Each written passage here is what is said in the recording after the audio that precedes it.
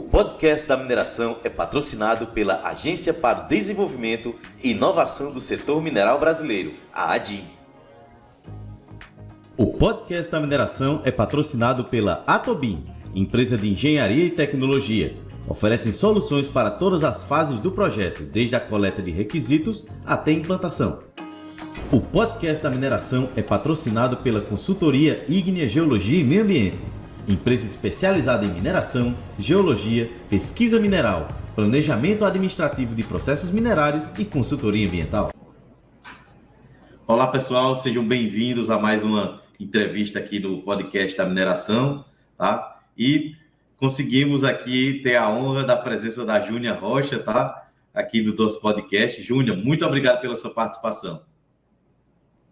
Obrigada, viu, Johnny, por ter me convidado aí para participar. É uma honra estar aqui, pode ter certeza. A honra é toda nossa, pode ter certeza.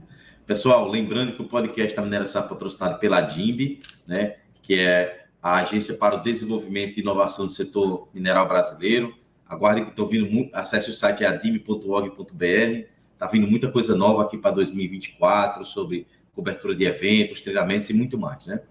E nessa entrevista aqui, nós vamos falar sobre um assunto muito pertinente, né, que é minerais de mineralogia complexa. Por isso eu convidei aqui a Júnia, que ela é graduada em Geologia, tem mestrado e doutorado nessa área de tratamento de minérios, né? Já trabalhou por 20 anos aí em empresas líderes no setor e atualmente é Principal Innovation na BHP, além de ocupar a posição de CTO na LER Consultoria e Engenharia e Mineração, né? Empresa da qual ela é cofundadora, e também a gente vai falar sobre essa questão dos minerais de mineralogia complexa, porque a Júnia, pessoal, tem ampla experiência aí nessa parte de experiência tanto técnica quanto gestão, por apresentar resultados que impactaram, né, tanto curto e longo prazo nessa questão desses assuntos aí, tanto de pesquisa, amostragem, modelagem,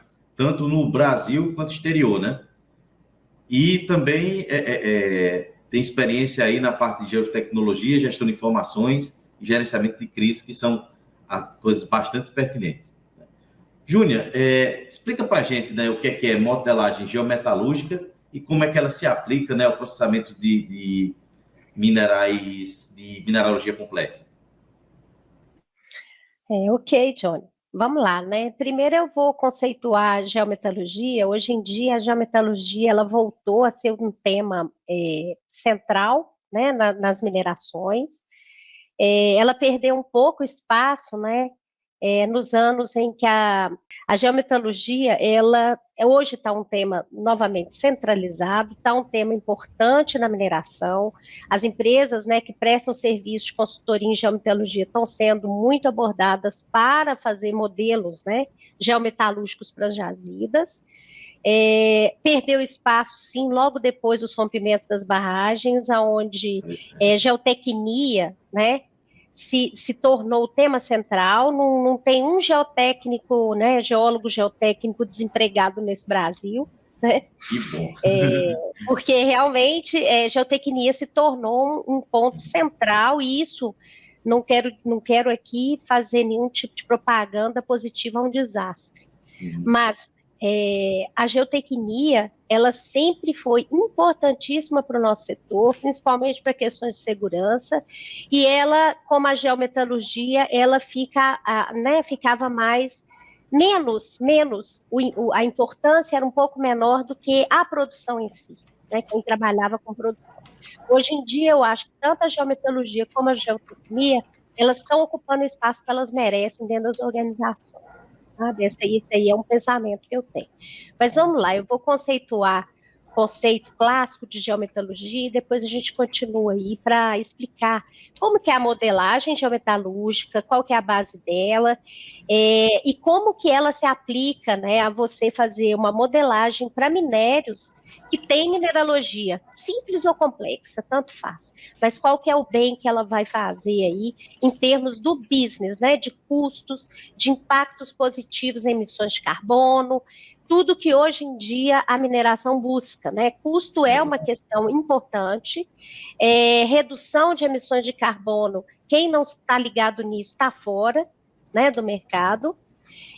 Qualidade do produto sempre foi e sempre será um ponto fundamental, mas a competitividade ela torna isso crucial para você ter uma mineração sustentável e lucrativa. Ninguém está aqui para filantropia, né, Johnny? Todo mundo quer, no final do dia, receber, e a gente, enquanto sociedade, mesmo eu, né, estando dentro da mineração, mas enquanto sociedade, a gente quer essa sustentabilidade aí ambiental, social, e das operações. As operações terão que dar lucro para você ter a sustentabilidade, para pagar essa conta, né? Então, vamos lá. Só um conceito aqui, eu vou conceituar. O que seria, né, a geometalurgia? Ela é uma metodologia, ela é multidisciplinar, né, que vai integrar várias áreas como geotecnia, você vai ter a parte do processamento mineral, você vai ter a parte da geologia em si, da mineralogia muito forte, você vai ter e o mercado, vai incluir a parte, por exemplo, de aglomeração, né, dependendo do processamento mineral, qualquer tipo de processamento que você faça a posteriori no seu material, né, no minério. A geometalurgia tem que estar lá, tá? Ela tem que estar vinculando toda essa cadeia, né? E ela garante a qualidade do produto no final do dia, né? Então, assim, por que ela voltou, né, para tema central? É por causa disso, é dinheiro no bolso de quem tem, né? Então, é uma metodologia multidisciplinar, ela integra o conhecimento geológico do depósito mineral com as áreas da mina, tudo que envolve mina, então vai ter planejamento, a operação de mina em si, tudo, detonação, tudo, processamento mineral, a área de meio ambiente e incluindo o mercado, como eu já falei, né?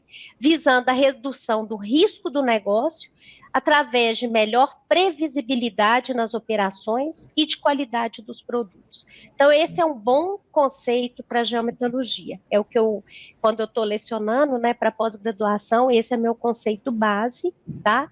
Eu inicio com esse conceito e a gente toca por aí.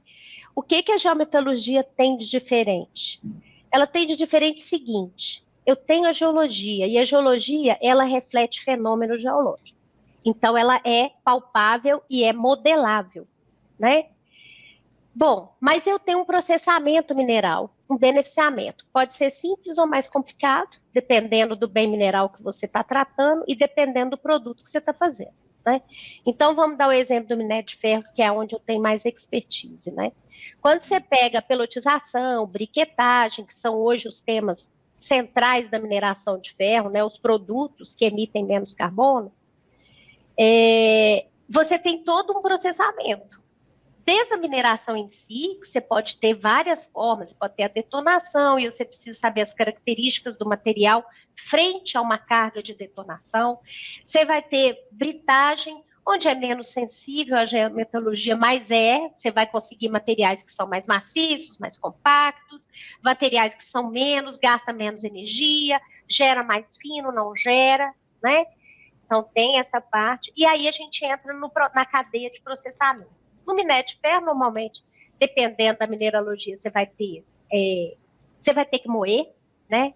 É praticamente obrigatório, quando você vai fazer uma concentração, você vai ter que moer mesmo, porque a gente sabe que as partículas de ferro não estão liberadas das partículas de quartzo, ou seja lá quem for que seja a sua ganga, né?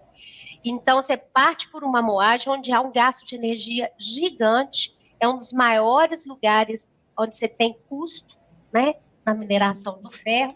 Depois você vai passar por um processo de concentração, né? Então vai usar a metodologia mais adequada, normalmente é a flutação, mas vai ter também, ou vai ter somente, ou vai ter também uma concentração magnética, porque depende da mineralogia que você está tratando, né? Depois você tem a parte de manuseio desse material, vai ter remoagem, a Samarco, por exemplo, é mineroduto, a Vale transporta por linha férrea, tudo isso também eu vou ter que saber, né? Depois eu vou para a parte de geração do produto. Vai ter produto pronto, né, que é para sinterização, sinterfeed. Vai ter o pellet feed, que pode ser vendido ou pode ser transformado em pelota, né, que é um aglomerado. Você vai ter também, pode ter já o que eles chamam de NPO, lampior, né, ou granulado, que já entra direto no cliente final. Bom, disse aí um bocadinho, tem os processos, por exemplo, se eu for citar o processo da Samarco, você vai ter filtragem. Hoje todas as minerações estão filtrando os rejeitos. E tenha certeza que você conhecendo a geometalurgia, você vai interferir beneficamente na filtragem, e filtragem também é um processo delicado, né? E a geometalurgia te permite, eu já estou aqui adiantando, te permite entender o que você tem no seu rejeito, no seu estéreo também de mina, e transformar ele em outro produto, ser o input de um outro processamento, de um outro setor de indústria, né, industrial. Mas é isso, tem a filtragem lá, depois você vai ter aglomeração, depois você vai ter a queima em forno, transformou em pelotas. Se for briquete, vai ter a briquetadeira, vai ter uma queima ou não, porque pode ser um briquete, né, curar frio ou não. A turma está trabalhando com curar frio. E você vai ter o ligante, também é importante entender quem é que é o ligante, como que eu faço, né? Não sei se você está entendendo, Johnny, mas eu vou entender de tudo ligado à geologia. Não, fica tranquilo, então, exatamente. O meu conector é a geologia. Então, por isso é multidisciplinar, porque eu vou precisar do geólogo, engenheiro de minas, vou precisar do geotécnico, eu vou precisar da pessoa que é o metalurgista, etc. Todo mundo tem que trabalhar. E o mais importante, todo mundo tem que falar a mesma língua, né? Como que eu faço a modelagem? Primeiro eu conheço minha jazida, e como que eu conheço minha jazida? Através de pesquisa, né, que pode ser sondagem, etc., mas eu preciso ter a noção da minha jazida. Primeiro é a prospecção mineral. A caracterização mineralógica e tecnológica desse meu material, do meu minério. E a partir daí, eu consigo, ligado à geologia, definir os corpos, modelar esses corpos, quer dizer, na hora da lavra sai um mapa falando, aqui eu tenho o tipo de material fulano. Esse tipo de material, ele entra no processamento e ele vai ter dificuldade na etapa de flotação, mas vai gerar um produto dentro da qualidade, moagem não tem problema, etc. Aí o que o planejamento pode fazer? O planejamento vai fazer os blendings, para poder, no final do dia, principalmente empresas que não têm, né, uma pilha de homogeneização, e isso acontece, essa marca é uma delas, né, você fazer desde o blend, você já conseguir prever, aumentar a previsibilidade de comportamento nos processos, que vai reduzir a variabilidade dentro do processamento mineral. Isso garante níveis de produtividade e produção, é dinheiro no bolso. E consumo de reagentes desnecessários, porque você já sabe, olha, hoje a moagem, né, nesse mês, nós vamos ter um consumo energético maior na moagem, por exemplo. Né? Então, o processamento mineral, ou ele se prepara, isso eu estou falando no dia a dia, não é o desejado. Mas se eu pensar num modelo de longo prazo, eu vou saber antecipar para a empresa problemas, gargalos futuros. E isso está linkado à geologia, lembra? Eu tenho um mapa que vai me dizer aonde está meu problema. E quando eu tenho um planejamento, você que é planejador, né, de mina, você sabe que eu vou te ajudar a dizer, no ano tal, eu vou ter dificuldade na moagem. Exato. E se eu vou ter dificuldade na moagem, a empresa precisa ser avisada, e tem que ser avisada com antecedência. Né? Porque exatamente. Não adianta com um ano eu falar que vai ter que aumentar a energia disponível para moer. É pouco tempo para você adquirir moinho, fazer os estudos necessários de quanto você vai colocar, qual tipo de moagem você vai pôr. Eu dei um exemplo aqui. Tem vários. Você pode pegar um processamento inteiro e pensar nele. Tá? Então, assim, a gente antecipa esse tipo de conhecimento também com a modelagem. Agora, é uma modelagem bem feita. Tá? Ela é multidisciplinar e bem feita. ela exige custo em pesquisa. Quanto mais eu puder gastar nessa hora, melhor a minha previsibilidade no futuro. Mas as empresas não gostam de gastar em pesquisa, porque é custo. Então, precisa de um bom profissional por trás para otimizar essa parte também. Então, conhecer a jazida é fundamental. Precisamos de profissionais competentes, isso a gente tem, dedicados, a gente tem, né? E que consigam ter a maturidade para entender quais são os gargalos, que tipo que eu tenho. O geólogo é o primeiro a entrar, ele tem que conhecer a mineralogia da jazida. Não é simplesmente falar em teores.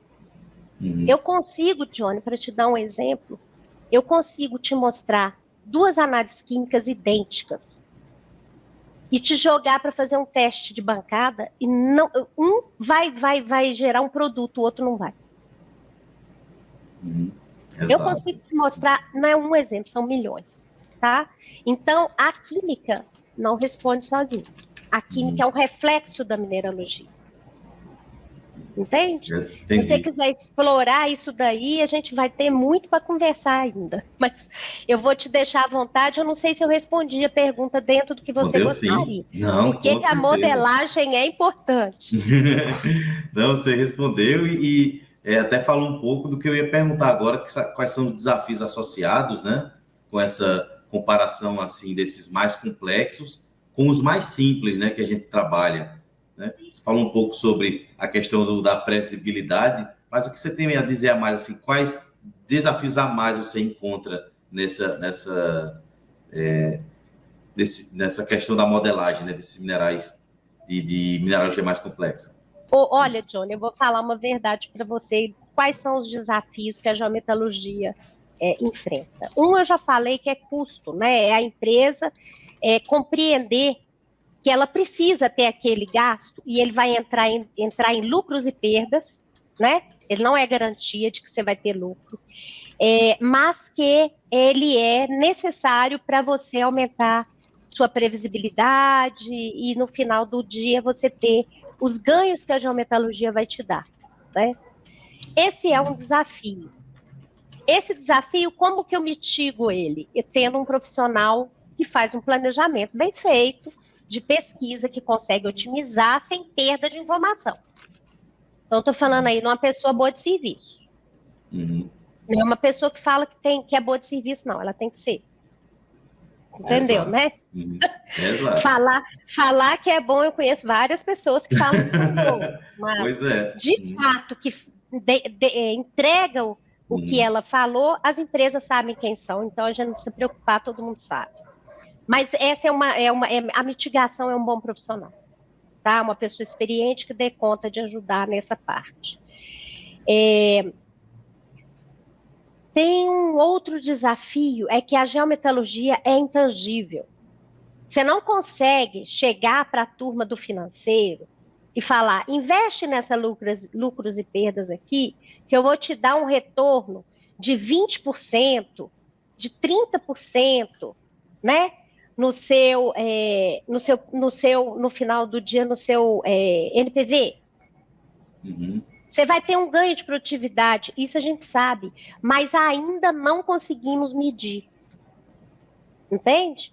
Entendi. Não existe alguém que chegou e, como é ganho intangível, conseguiu mostrar o valor disso em termos financeiros.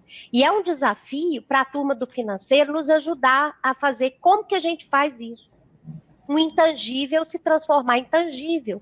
Hoje em dia, sinto muito, mas o intangível está quase mandando.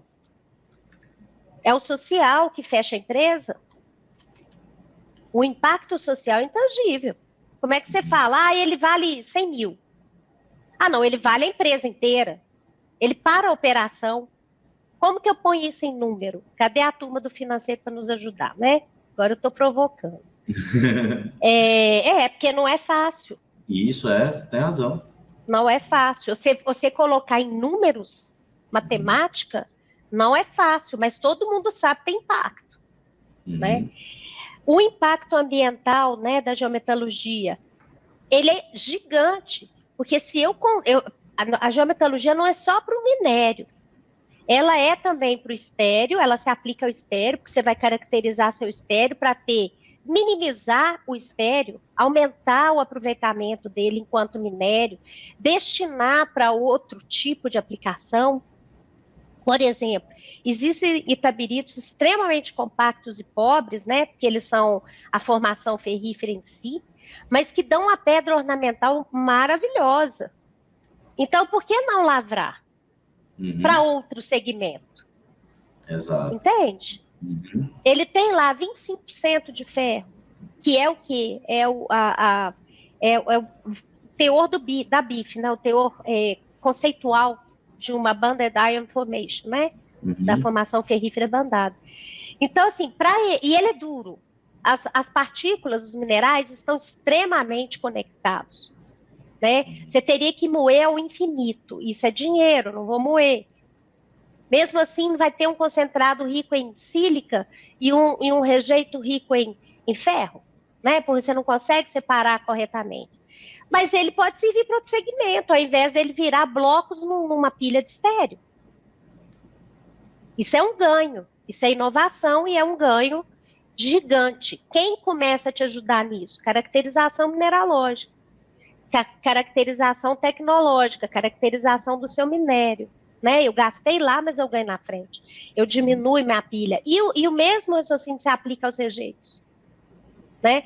Tanto para você recuperar o metal em si, que você está mandando para uma barragem de rejeito, como para você utilizar o que está indo para a barragem de rejeito para se transformar num novo produto, para outro segmento. Eu vou dar um exemplo claro disso. Então, esse é um ganho ambiental. Tem dificuldade? Tem. As empresas conseguem enxergar isso claramente? Ainda não. E aí, na hora que você pede para fazer pesquisa, para você aumentar a pesquisa no estéreo, para você ver uma pilha de estéreo, fazer uma sondagem nela, que é o único jeito de você mostrar uma pilha de estéreo quando ela já está lá, e fazer a caracterização dela para transformar ela em algum tipo de produto, a alta gestão pode não concordar, porque isso é custo. Entende? Então, isso é um desafio. Mas o que você vai ganhar lá na frente? E a gente ainda precisa dos financeiros, aí, a turma do financistas, né? A turma do financeiro para nos ajudar a mostrar os ganhos, ficar tangível isso para a organização, você levar para um CEO e mostrar para ele que ele vai ganhar dinheiro, né? Com uma melhoria ambiental, ele vai ganhar dinheiro, mesmo que agora seja um custo. Nós estamos precisando de muito trabalho ainda, mas são os desafios que você está me perguntando. Né? Nós fizemos um exemplo recente na equipe de inovação com o rejeito do minério de ferro. Né? Ele é sílica, né, quartzo, e tem um pouco de minerais de ferro, algum alumínio silicato, alguma argila, né? Algum argilo mineral pode estar ali, depende de onde você está, qual que é o tipo de fonte, né, de minério. Bom, ele é sílica. Existe um mineral que chama zeólita, que todo mundo já conhece ele, tá? Ele não é caso novo, estudo novo no mercado, não. A zeólita é um mineral, como todo mineral, tá, Johnny? A gente pode sintetizar em laboratório, né? Basta você refazer as condições da natureza na época que ele foi gerado ali, né? Então, assim, é possível fazer. Você faz rubi, você faz diamante, né? Pode ser caro? Pode ser inviável? Pode. Mas pode ser, mas que tem condição técnica, né? Você pode gerar em laboratório, guetita, hematita, todos. Beleza. Você sintetiza ele. E essa zeólita também pode ser sintetizada. E aí você controla quem você quer que seja o elemento da zeólita, porque é um grupo, na verdade, gigante. E a gente estudou, na verdade, a viabilidade de transformar a areia em zeólita rica em potássio, e ela tem uma qualidade gigante pelas características intrínsecas da zeólita. A zeólita é super porosa, ela faz muito bem uma troca catiônica, sabe? Ela tem essa característica que é do mineral mesmo, né? Ela absorve água para a estrutura, pela porosidade gigante que ela tem, o tipo de poro que ela tem, etc., você sintetiza ela e transforma o quartzo, que é sílica pura, com aditivos, obviamente, mas você consegue transformar ele numa zeólita potássica.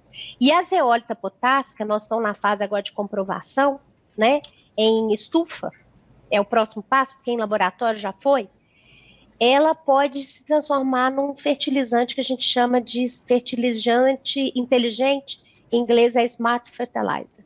Por quê?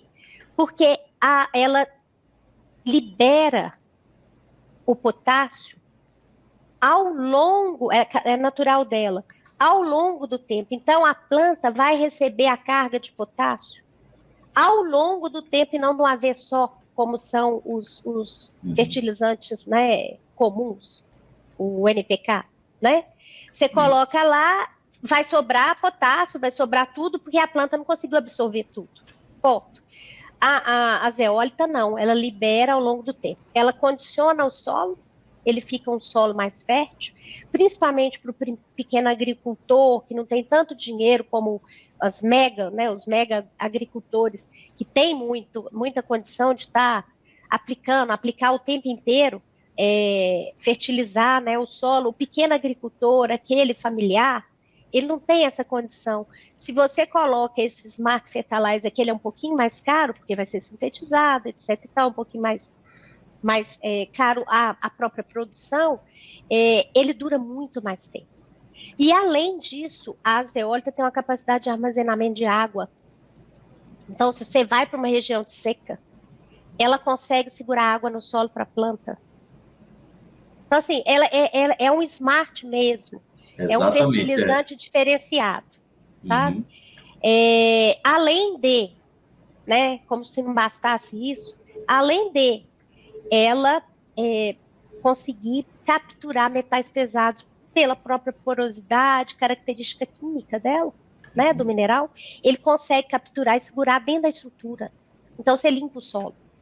Você tira nitrato, você tira alguma coisa de lá e mantém seu solo mais fértil. E menos poluente, né? Menos poluição para a atmosfera. Então, assim, é uma solução maravilhosa. Brasil, nós temos um mercado gigante para absorver fertilizante, né? Que é o agronegócio brasileiro, é uma base brasileira.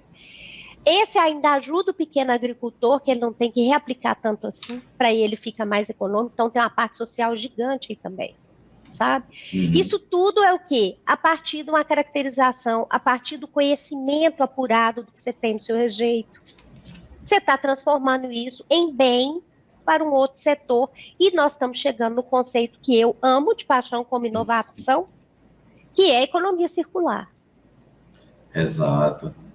É realmente um grande assunto, Falei de desafio, mas já misturei um pouco de outras coisas. Não, acho que respondi.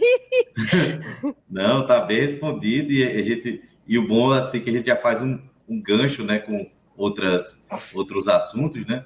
Que aí nisso que você já falou da parte de inovação, né? Quais são as principais técnicas e ferramentas utilizadas para essa modelagem desses minerais de mineralogia complexa? Um que você já falou é inovação. Qual seriam os outros? Na verdade, é o seguinte, para você ter uma modelagem, né, para você modelar a sua jazida, você vai ter quais são as ferramentas? Uma boa pesquisa, tá? Uma boa caracterização adequada ao seu minério, caracterização do que é considerado estéril e do rejeito, adequada ao que você tem e ao produto que você quer gerar, né? Então, por isso é multidisciplinar, não tenha dúvida, o geólogo sozinho não faz, não. Né? Vai ter que ter apoio aí dos engenheiros de processo, todo mundo, não, você vai ter que fazer teste de flotação em bancada. Esse aqui nós vamos ter que fazer, né, a turma lá da metalurgia, pot grade, para ver se isso daqui vira uma pelota, ou um aglomerado, outro qualquer de boa qualidade, um sinter, etc. Isso falando do minério de ferro, mas para todos os outros, a turma sabe cada um, quem eles vão ter que envolver para poder conhecer o que sai de rejeito, o que vai ser o minério e o que seria um estéreo de rocha, né, o estéreo de milho. Então, a ferramenta é caracterização bem feita, mineralogia, caracterização mineralógica, se não tiver, esquece. Se quer economizar dinheiro aí só fazendo química, vou falar aqui o termo que nós mineiros gostamos, vai dar com os burros na água. Vai ficar no meio do caminho e vai demonizar a geometalurgia.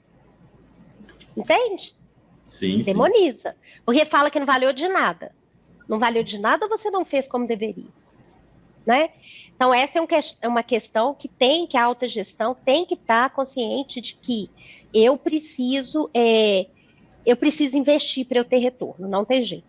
Então, vai ter que ter essa caracterização muito bem feita, e aí, aí tem aí a parte, o pulo do gato do profissional que tem que entender como linkar tudo que eu preciso de processamento, qualidade de produto, etc., que é no final do dia isso que eu quero, deixar meu processo bem estável.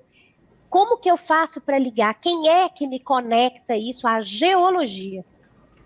Porque não tem como eu fazer um modelo que eu vou precisar dos 7 anões para lavrar.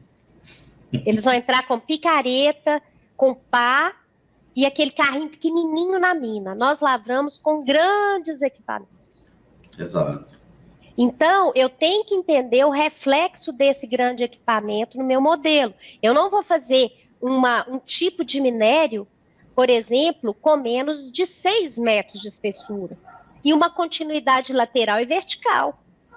Se tiver centímetros, não faz sentido. Nem os 7 anões com a picareta consegue separar. Vai entrar uma mistura na minha mina, na minha usina. Eu não vou, então eu vou caracterizar a mistura. São misturas iguais ou diferentes? Né? Ele é um tema que aparentemente é simples, mas não é muito simples, não. Você precisa de profissional por trás e bom. Exatamente. Uma equipe boa. Sabe, John? E é isso, né? Você ter essas ferramentas, fazer uma boa caracterização, e aí a modelagem, o geólogo que faz a modelagem.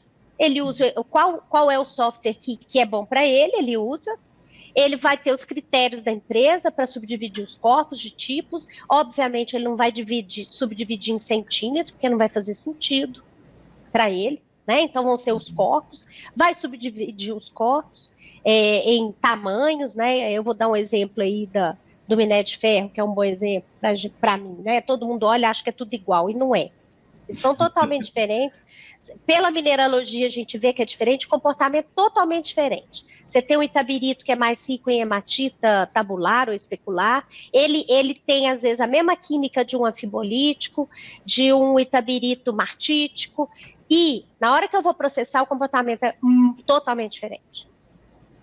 Então, para o minério de ferro, a mineralogia é a base, é o carro-chefe. Uma associação diferente dos minerais faz com que o comportamento seja diferente nas etapas de processo. E a gente consegue conectar isso à geologia? Sim, porque isso é uma consequência de todo o arcabouço, né? Todo tipo de tectonismo, etc. Ou seja, todos os processos geológicos que a jazida passou. Então, é geologia na veia. A gente subdivide os corpos, depois subdivide, às vezes, porque está um corpo de 50 metros, eu não vou fazer uma amostra de 50 metros, que ela não representa tudo. Eu vou subdividir. Qual que seria o próximo passo? Os bancos de lavra, porque eu vou fazer meu modelo para ser lavrado, uma seção horizontal que represente o que vai entrar em lavra, não é assim que funciona? Exato. Você que é planejador, senão o meu modelo não vale nada? Exatamente. Né? Então, a subdivide, por exemplo, em 10 metros, em 12, aí depende das bancadas de cada mina, você vai subdividir na metade de uma bancada, é o que a gente normalmente faz como geólogo, né? E fazer o modelo que reflita isso para o planejamento. Porque no final vai virar um modelo de blocos, o planejamento vai subdividir em seções horizontais e botar isso na lavra. E vai ser assim que vai funcionar, né?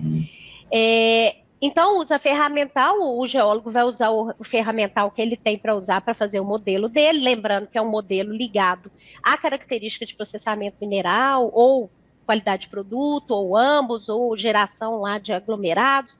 Ele vai ter que refletir isso tudo, e tem que estar linkado na geologia. Não posso fazer um modelo que seja uma coxa de retalhos, porque ninguém lavra isso e nem o geólogo consegue explicar isso. Como é que é uma colcha de retalhos? Não existe. E olha que pilha de estéreo eu consegui fazer um modelo para ela, tá? Olha E só. pilha de estéreo não tem geologia, não. Uhum. Nem rejeito. Né? Se você vai na Exato. barragem de rejeito e quer reutilizar, ela não tem geologia mais, não. Nós vamos tratar de material depositado, né? E aí, depois disso, geoestatística, que vai ser utilizada. Você sabe muito bem que a geoestatística é uma ferramenta para o planejamento e para você estabilizar os seus teores, né, etc., para você controlar de alguma forma.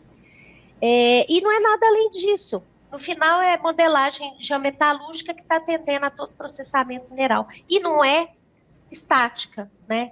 Ao longo dos anos, você vai ter que rever seu modelo geometalúrgico, porque as características mudam. Certo? Uhum. Eu estou dando assim muito por alto, mas nesse nosso momento aqui, eu espero que eu esteja sendo clara para alguma pessoa, porque Não. tem tanta coisa passando na minha cabeça, assim, que a gente deveria falar, mas que não vai dar tempo, sabe, John? Então, eu estou tentando ser concisa sem ser confusa. Não, está sendo sim, com certeza. Eu estou aqui tendo uma aula aqui com você, pode ter certeza. Ué, que bom. Júnior, tem algum caso, né, específico, assim, algum estudo de caso de modelagem que você teve um impacto significativo assim, na eficiência operacional que você pode trazer aqui para a gente, um ou mais casos, deixar ao seu critério? Tá. Tem um caso muito, muito emblemático e muito importante que foi feito pela equipe de geólogos da Samarco, com engenheiros de processo, né, da Samarco, que deu um upgrade, vamos dizer assim, uma melhoria no modelo que já era geometalúrgico, baseado em mineralogia, mas com a previsão do consumo energético por tipo de minério. E isso foi importante porque a Samarco, na época, né, e até hoje, ela estava enfrentando uma mudança, porque as usinas já tinham alguns anos, né, tinha uma usina que agora está parada, mas vai voltar, né, que é o concentrador 1, que ele data de 77. O minério era um minério especularítico de baixo consumo energético. Passou para o minério da alegria, aonde o consumo energético aumentou, da casa de 6 e alguma coisa, 5, por aí. Quilowatt-hora, né, por tonelada. Essa é a unidade. E, ao longo dos anos, entrou o concentrador 2, né, agora tem o concentrador 3, e o minério foi como qualquer minério. Você está descendo a jazida, está chegando perto da formação ferrífera que gerou por enriquecimento ou supergênico, ou hidrotermal, qual queiram, gerou o minério. Você está começando a chegar na base, que é dura, pobre, etc. Né? Mas antes de chegar, você tem passagens. A geologia não é simplesinha, ainda mais em quadrilátero, né? Ferrífero, estou falando daqui, mas pode para Carajás. A turma vai falar que não é simples. E eles fizeram, né? Eu estava lá na empresa, eu participei pouco, foi mais, eu tenho que dar aí os louros para a equipe de geologia e de processamento que estava à frente, né? Os geometalurgistas.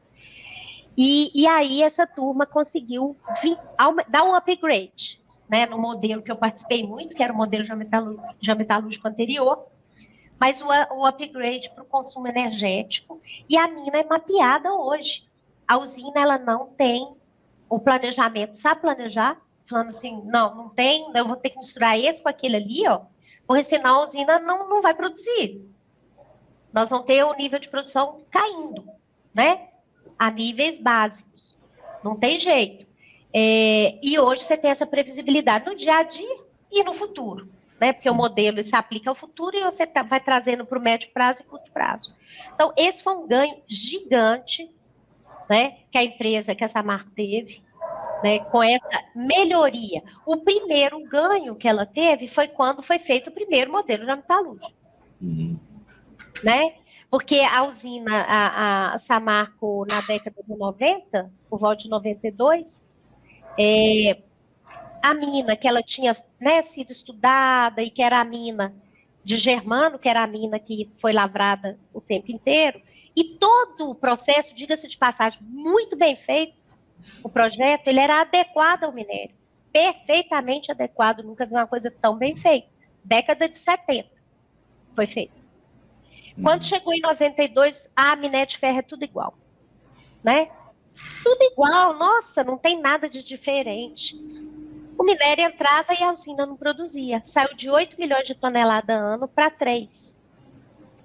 Estou falando que isso é perda de dinheiro no fim do dia. Exato. Né? E aí teve nessa época aí, né, nessa época de 90 e alguma coisa, mais para frente, porque 92 mais ou menos, a mina de Germano acabou e entraram no Complexo Alegria. Aí tiveram a ideia de chamar para estudar o minério. Foi a primeira vez. Veio uma equipe, né, de São Paulo, professor Iociteiro e seus alunos, e eles começaram a mexer com a parte de mineralogia. Eles viram que havia uma mineralogia distinta. Foi o primeiro passo. Né? E aí eles classificaram por mineral predominante. Então, se eu achei martita, era martítico, guetítico, especularítico e vai por aí. Lá, nessa região não tem muita magnetita, então não tinha assim, sentido um magnetítico, tinham bolsões de magnetítico só. É característica da jazida, né? Não ter a magnetita expressivamente alta. Bom, aí quando eu entrei, eu já entrei envolvida na melhoria desse modelo, porque ele respondia, mas não respondia tão bem. E eu lembro como se fosse hoje, eu cheguei, tinha os furos de sondagem, eu aposto que os geólogos estão me ouvindo, porque na minha aula eu falo isso, os geólogos quase caem no meu pé para conversar comigo. Porque o desafio é gigante quando você chega na frente de um furo de sondagem e não teve treinamento formal na escola, porque já não tem, e alguém te fala assim, agora vai, divide para mim aí, faz o trabalho aí de amostrar, tudo direitinho, esse bando de terra na caixa. Eu olhava para a caixa para mim, eu falei, será que eu choro? O que eu faço? Eu não sei nada, vou voltar para a escola, dancei. Meu Deus, vou ser mandado embora. Passa todo o pânico na cabeça da gente. Mas com o tempo, com a ajuda dos colegas, a gente aprende. E eu comecei a ver, né? Veio para mim, eu tive que refazer uma modelagem inteira, então eu peguei metade dos furos na caixa, foi o meu primeiro desafio na vida. Material já mexido, mas fala assim, ó, nós vamos ter que recaracterizar isso daqui já agora com a mineralogia, porque era caracterizado em teor de ferro, médio, baixo e alto, não valia nada, né? Isso não dizia nada para o processo. Bom, aí eu peguei, esse foi meu primeiro desafio, e eu comecei a ver que eu não conseguia, tinha horas que eu parava e falava assim, ó, alguém me ensinou, martita é dessa cor, a especularita brilha azulada, a guetita é marrom, meio amarelada, e vai por aí. Anfibolítico, né? Você acha o pseudomórfico de anfibólio, que na verdade é guetita hoje, que substituiu um anfibólio anterior. Bom, moral da história, eu olhava aquilo e falei assim, oh, gente, eu não estou conseguindo falar que isso aqui é só martítico, não. Né? Martítico, só para quem não sabe, a martita é a hematita, igual a hematita especular, né? Um tipo de hematita só, a forma que é diferente, mas a proagênese dela é diferente também, e isso faz diferença, inclusive, na siderurgia, tá? Ela veio da alteração da magnetita. Então, ela é a hematita martítica. E você pode ter uma hematita microgranular, você pode ter ela tabular, você pode ter ela especular. Isso aí são os termos da geologia, que nós geólogos somos obrigados a saber a diferença, e que eles fazem diferença no processamento mineral, pode ficar fácil. Exato, E faz na aglomeração também. Bom, mas eu comecei a olhar e falei assim, ué, eu não estou conseguindo dizer que esse material é martítico. Aí minha caneta ia para escrever martítico. Aí a caneta voltava, não, vou pôr especularítico. Aí eu falava assim, não, ele é martítico. Porque eu ficava na dúvida, tinha as duas igual, elas eram iguais. Né? Eu tinha meio a meio, metade martita, metade especularita. No olho, hein, Johnny, a gente consegue fazer, tá? E eu bati o olho lá e falei assim, eu vou pôr martítico especularítico. Sinto muito, eu não consigo dar um nome só. E comecei a colocar isso, o nome dos dois. E aí, nós verificamos ao longo do tempo, o outro geólogo também, né, ele estava estudando a outra parte da jazida, ele falou, aqui eu tenho até 3 minerais ao mesmo tempo. E nós começamos a adotar isso e fazer o teste, né? É importante fazer o teste em bancada mesmo. Resultado totalmente diferente. Quando você tinha martítico especularítico, ele tinha uma flotabilidade muito melhor, energia de moagem baixa, levava menos tempo a moer, etc e tal. Um produto show de bola dentro da especificação, lindo, sem nada, sem problema. Quando você tinha uma martita associada a uma guetita, totalmente diferente, né? Não flota direito, a deslamagem sofre e vai por aí. Então, aí nós vimos que era biminerálica a jazida ou triminerálica. E começamos a perceber que os corpos eram expressivos. Eu conseguia individualizar um corpo que fosse martítico especularítico. Ele tinha continuidade lateral, vertical e todas as continuidades que eu precisaria. Ele era volumoso. E aí nós dividimos a jazida já desse jeito. Foi só melhorando, né? A Samarco batia recordes de produção. Ela já começou a chegar no eixo quando a turma, né, do Iociteiro fez o primeiro modelo, melhorou com a gente, nós, os geólogos internos. A gente era muito consultado, tá, Johnny? Na época, vinham as outras empresas, inclusive a Vale fazia benchmarking conosco. E depois ainda teve um upgrade com a parte de compactos, né, de material que gastavam mais energia, e isso tudo preso ao modelo, à tipologia, não era desconectado. Portanto, é um reflexo da geologia. É reflexo da geologia, eu consigo modelar e é expressivo. Entendeu o que é geometalurgia? Sim, sim. Muito importante. No meu conceito, tá? Não, mas tá muito importante. Ficou muito claro, muito bem explicado, com certeza. Júlia, estamos chegando aqui ao final desse bate-papo. A gente podia ficar aqui o resto do dia aqui conversando sobre esse assunto, mas decorreu bem aqui sobre o assunto que a gente se propôs aqui a falar nessa entrevista. Mas fala um pouco sobre a sua consultoria e como é que o pessoal pode entrar em contato com você. Sim. A nossa consultoria, Johnny, é uma consultoria que sou eu, geóloga, e 2 engenheiros de Minas. Toda a parte que eu domino de geologia, nós ofertamos isso para o mercado, nosso conhecimento, que é o bem maior que a gente tem, né? Somos pessoas super sênior, né? No assunto, master, chame do que quiser, especialistas. Temos mais de 30 anos de experiência no mercado de mineração, atuamos na parte de planejamento, atuamos na parte da geometalurgia em si, atuamos na parte de transporte, né, manuseio dos materiais. Então, por exemplo, hoje em dia está muito em voga e nós estamos sendo muito solicitados para a parte de planejamento de lavra com correia de bancada, né? Olha, porque a lavra de correia de bancada é uma especialidade que nós temos, poucas empresas terão, tá? E principalmente para minérios mais complexos. Nós temos expertise aqui, os 2 especialistas estão aqui, são sócios. Ela é de baixa emissão de carbono. Né? E sendo bem feita a análise, você vai ver que o trade-off é positivo com relação a caminhões.